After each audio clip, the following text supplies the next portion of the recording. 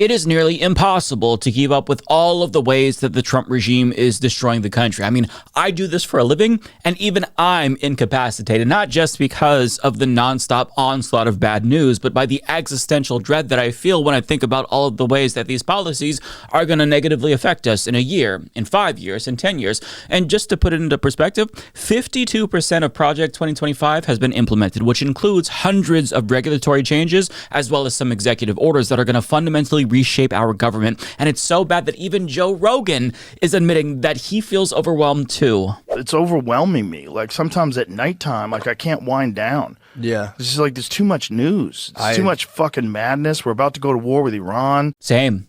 Thanks for that, by the way, Joe. You know, you told your millions of followers to vote for this madman, and with your help, Americans elected a slobbish, mouth-breathing, psychopathic war criminal pedophile as a president. So, great work, buddy. You did it. You won. And here we are now. But as you can see, nobody can keep up. Not even people who enjoy what they're seeing can keep up. There's just so much shit, which is why I wanted to make a video just talking about the lesser discussed things that the Trump regime is doing that I think more people need to know about. First and foremost, the Trump regime is conducting dangerous medical experiments on trans people in prisons. Yes, you heard that correct. On February 19th, the DOJ's Federal Bureau of Prisons announced a new policy regarding the 2,200 or so trans inmates in federal custody who've been diagnosed with gender dysphoria. Now, specifically, trans people in federal custody will all be denied gender-affirming healthcare. They'll be medically detransitioned, and they'll be subjected to conversion therapy, which was designated as a form of torture by the UN Human Rights Commission years ago. Now, journalist Alexandra Veka points out that portions of this policy was actually straight up ripped off from Florida's 2024 draconian policy, and she explains what that's going to look like in practice. The approximately 2,200 trans people held in federal prisons will be denied access to medically necessary healthcare, subjected to constant misgendering by staff, and have all of their gender-affirming items, including binders, bras, and makeup, confiscated. She adds the policy will impose a treatment that targets, quote, psychological distress and dysphoria through psychotherapy, talk therapy, and psychotropic medication like antidepressants until the gender dysphoria diagnosis can be marked as resolved. Additionally, the new policy designates gender dysphoria as a mental illness that requires routine mental health care. In other words, the Trump administration won't just medically and socially detransition trans people en masse, it will actively try to, quote, cure them of their gender dysphoria. Functionally, the policy creates a closed system in which a captive population is forcibly treated under a conversion model that has been rejected by every single major medical association in the United States, denied access to medically necessary care, and explicitly assigned a measurable outcome label, resolved. This is essentially a human experiment, one with a sample size of 2,200. Under this policy, the Trump administration is going to subject every one of those 2,200 people to conversion therapy until it, quote, works, until they are released, or until it breaks them. And they are given no feasible alternative, either submit or suffer alone. And we're talking about conduct so inhumane, it might feasibly meet the legal definition for crimes against humanity. In fact, Alexandra points out how it violates 7 out of 10 points of the Nuremberg Code on Medical Ethics, which was created in the aftermath of World War II. In other words, one of the most shocking Nazi-like policies is being implemented by the Trump regime as we speak, and it's getting next to no media coverage.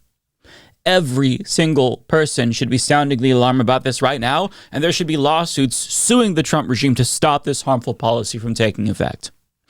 But we are just getting started, my friends, because the Trump regime also just pulled a thread that could unravel all of the federal climate regulations that we have and kneecap the EPA's ability to regulate greenhouse gas emissions for the foreseeable future. You heard that right. So just to give you some context, in 2007, there was a major Supreme Court ruling, Massachusetts v. EPA, which designated greenhouse gas emissions as pollutants since they warmed the planet in excess. Now, as a result of this new designation, the EPA was given the authority under the Clean Air Act to regulate carbon dioxide and other greenhouse gases like they would any other pollutant. So in 2009, the EPA released what's known as the endangerment finding, which confirmed that greenhouse gas emissions do indeed threaten public health, seeing as how if we pump a lot of them into the environment, it warms the planet, which causes problems. Now, this is very, very fundamental to all of the climate policies we have today because it served as the foundation for federal climate change regulations. And without it,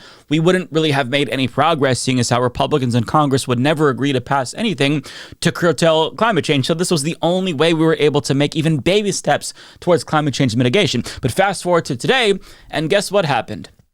The Trump regime just got rid of that fundamental rule, meaning that if there's no legal justification for the federal government to regulate greenhouse gas emissions as pollutants, every single climate policy produced by the EPA goes the way of the dodo.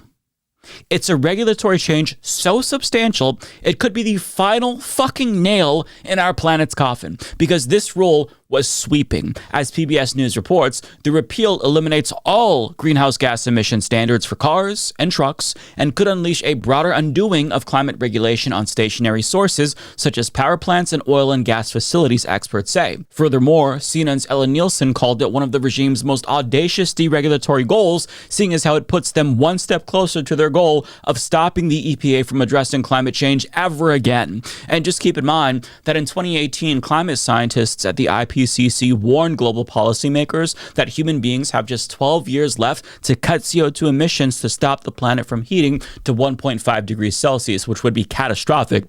But unfortunately, the UN Environmental Program just concluded in November of last year that we're very likely going to exceed 1.5 degrees Celsius, meaning that the United States is going to undo what little progress we've made towards that goal. And by the time that Trump is out of office, assuming he leaves office, we'll have just 2 years left on that original IPCC deadline that we're already not going to meet. So what does this mean?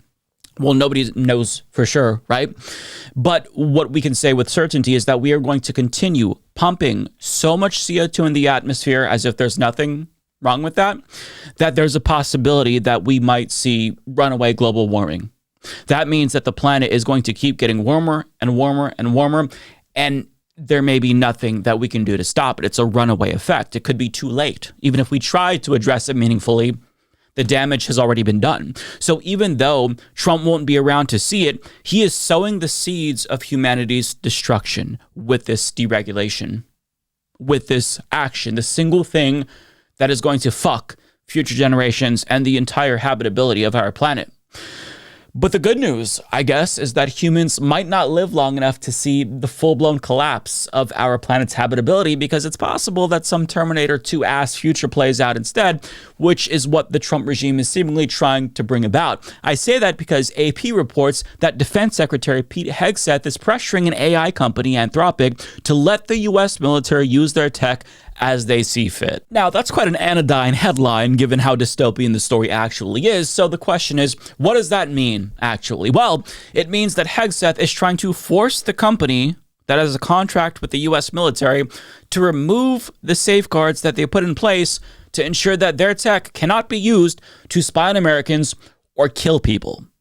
And Hegseth is giving them until Friday to comply, otherwise they could lose their lucrative government contract. Now, Axios reports that the company has been willing to make modifications at the behest of the Pentagon, but they are refusing to let their AI be used for mass domestic surveillance or the development of weapons that could fire without human involvement. And the CEO of Anthropic, Dario Amodei, recently told the New York Times why he doesn't think this is a good idea, because you have to have human safeguards in place with advanced AI, and that should be common sense, but he's the expert supposedly, so let's hear it from him. That's one reason why I'm worried about the autonomous drone swarm, right? So, the constitutional protections in our military structures depend on the idea that there are humans who would, we hope, disobey illegal orders. With fully autonomous weapons, we don't necessarily have those protections.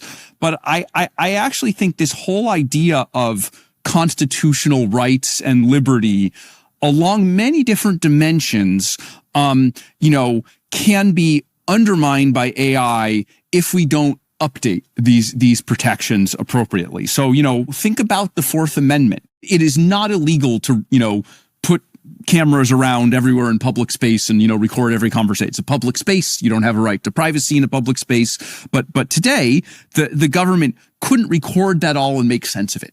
Right. With AI, the ability to transcribe speech, to look through it, correlate it all, you could say, oh, there's this, this person is a member of the opposition. This person is expressing this view, and make a map of all 100 million. And so, are you going to make a mockery of the Fourth Amendment by the technology finding kind of technical ways around it?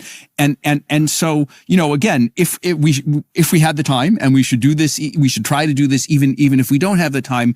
Is there some way of reconceptualizing constitutional rights and liberties in the age of AI? Like, we don't need to write a new constitutional, but, but you have to do this very do fast. we expand the meaning of the Fourth Amendment? Do we expand the meaning of the First Amendment? I mean, even for a tech CEO, he's got a point. We shouldn't let advanced AI make autonomous decisions regarding civil liberties, and especially issues of life and death, seeing as how that can be a problem. Seeing as how leading advanced AI models like OpenAI and even Anthropic recommend nuclear strikes 95% of the time in war game simulations, according to New Scientist. So the fact that the defense secretary of a fascist regime is saying you have to let us use AI to spy on Americans and kill people, that is incredibly alarming, to put it mildly. It goes to show you that this regime is fundamentally anti-human. Every single thing that they do is a detriment to life on this planet. And there's a number of reasons to restrict and even ban generative AI, but the Trump regime is doing everything they can to make sure that our new robot overlords reign supreme, because he just signed an executive order back in December blocking states from enforcing their own AI regulations. So if you don't like that AI data centers are destroying communities and causing the cost of electricity to skyrocket and are being used by pedophiles to generate CSAM, too bad. You don't get to regulate them because states' rights are overridden by AI rights, because that's what dictator Donald Trump demands. So there you have it. There's just a couple of things that the Trump regime is doing that a lot of people may not know about, but they should know about. But I mean, we haven't even scratched the surface. I could also talk about how Trump's personal paramilitary, the ICE Gestapo, is currently stockpiling weapons for some ominous reason. I could once again talk about how Trump is manufacturing a humanitarian crisis for Cuba's entire population of 11 million people. We could talk about how the Trump regime is assisting Israel in their annexation of the entire West Bank, which is what billionaire Miriam Adelson gave him $100 million to do, as Harris reported back in 2024, and she's getting exactly what she paid for. But I'm going to go ahead and just stop right there, because there's only so much bad news that we can take before we just check out or shut down. But for everything that this regime is doing, no matter how big or small, it's clear that the net effect will be a totally different country and world than the one that we were living in just a couple of years ago. And it's not like everything was peachy keen in the first place, but Trump dug us a hole so deep that I genuinely don't know if we're going to be able to get ourselves out of it. So I'm sorry for sharing all of this bad news with you. I think it's important. I would leave you with funny cat or puppy videos as a palate cleanser, but these days, most of the videos that come up on YouTube or TikTok are just AI slop. So all I can offer is a picture of my dog Poopy in his T-Rex costume. I'll just put that up on the screen for a couple of moments and let you just enjoy that. I hope that helps. Do yourself a favor and click the join button on YouTube to become a member. Because Mike's doing a great job. Getting to watch his videos before everyone else is tremendous. Many people are saying this. Join today, folks. You won't regret it.